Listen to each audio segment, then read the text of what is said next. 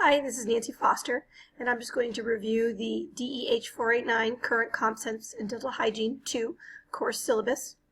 I'm just going to highlight the major components of for the course just to kind of get everybody on the same page.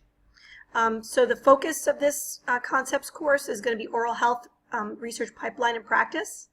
And I have on page 1 the general objectives.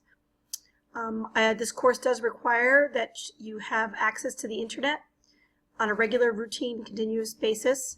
Broadband would be preferred. Dial-up is going to be really hard with video. I use primarily Blackboard. That's our electronic platform. Also email. I do a lot of YouTube video links as well as Panopto. PowerPoint presentations. I do a lot of PDF file upload downloads routinely every week. Basically, I have the Blackboard set up in modules by week, and so there are assignments due most every week. This is a 3-credit course. You students have the opportunity to earn Category 1 or 2 continuing education credits for this if they need them. Depending on where you are in the cycle, if you're a brand new graduate, you may not need them. If you've been graduated for a while, you may. It depends on what's earned at the end of the semester. 7.5, Category 1 is the most that the dental board will allow you to accumulate for an online didactic type course. Technical support, this is the famous number. My office hours obviously is an online course, so I'm available by Skype, FaceTime, Google Hangout, whatever works, also by old school telephone if needed. Moving on now to page 3, and the required textbooks are the Ginobili's textbook, Clinical Research in Oral Health, as well as Judith Garrard, Health Sciences Review Made Easy. The 3rd edition, I think there's a newer one, but the 3rd edition's fine, the one I'm going to plan to use. You can get these at the UMA bookstore or any other vendor merchant online. And these have been out for a little bit, so you may find a really affordable used one, which would be fine. The optional text is the Greg Reference Manual, and he does a nice job just helping students with bibliography, citations. It's nice to have. I know I was introduced this in graduate school and have kept with it, and again think it's always when I'm always writing, I tend to pull that text off the shelf quite often, even today.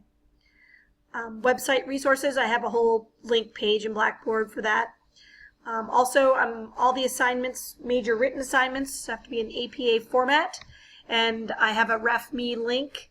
These are all free programs that help students with citations, and I have a link on Blackboard, and you do not have to pay for this service. They do have, you can pay options, but I'm not requiring that for class. So this course is going to be a wide variety of group projects, discussion boards, podcasts. I have a couple of basic online quizzes, different types of collaboration, presentations, and all the assignments, the grades will then be in the Blackboard grade book. And I think most of you have been at UMA when Blackboard, so I think most of you are familiar, even if you just graduated several years ago. And I'm going to move on to libraries. I ask that you all activate, if it's not already, your library card. And I have a link in Blackboard to do that, or the link right here in the syllabus. If you have issues, please, they're very helpful, the librarians. We have an off-campus librarian, as well as on the Bangor campus and also on the Augusta campus, and they're very helpful. But that way it will give you access at home to online electronic journals, professional scholarly journals, that if you were on campus, you wouldn't need to have the library card, but I'm guessing that most of you are off campus and will need to have access, and the database won't recognize you unless you have that special barcode activated. So if you can do that as soon as possible. Grading, I have an assignments upload folder in Blackboard. I ask that students, if you don't have Microsoft, which is fine, that you either save it in an RTF, a text TXT file, or a PDF file for me so that I can open it.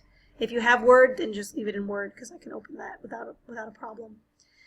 And then, and I ask that you don't email me assignments because I get lost, unfortunately. So if they stay right in Blackboard, you upload them to the assignments folder, and then I know that they're there and they're saved and they won't go missing, and I can grade them much more quickly. And I will plan to respond to students' emails within about 24 to 48 hours, unless it's a holiday or a weekend. Excuse me. Participation, that's an online course. I'd hope that you guys are going to want to participate in all the different discussions and other related assignments. I ask that all late assignments, unless you contact me previous to the due date, will receive a 0 or a 0 in Blackboard. I just want to put that out there for students. I have several assignments. I have them they're presented grade weighted here. I have the literature review paper at 20%. That's due at the end of the semester. A PowerPoint presentation that you just have to submit to me. I have several quizzes threaded throughout the semester. I have a few individual problem-based questions. I kind of give you a scenario, and then you answer the question accordingly related to the material of that module of that week.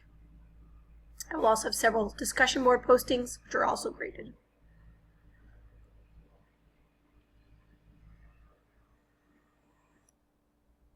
And then moving on to internet access, I just ask that hopefully most of you, all of you, have high-speed internet access.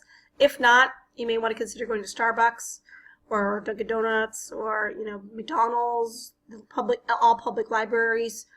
Any of the UMA system would sites and centers throughout the state will have access to that for you if needed. I also ask that you don't use a cell phone. I've had students in the past saying, I'm just going to use my smartphone. And that is just not possible for this course. It's just too writing intensive for that. For checking grades and grade book and things, those are fine, but not on a day-to-day, week-to-week basis. Privacy of distance learners. I don't think we're going to run into any of this in that you don't have to video yourselves. You're not going to be in a room, but just that's the UMA policies there. And the rest are, if you have any accommodations that you need, please contact Learning Support Services at UMA or Student Services. And if you have any questions, please also email me. Everything is confidential, and I can get you the information or the contact person. And just to let you know that accommodations are not provided retroactively. Academic Integrity Code, I think if you've gone to UMA the last several years, pretty standard.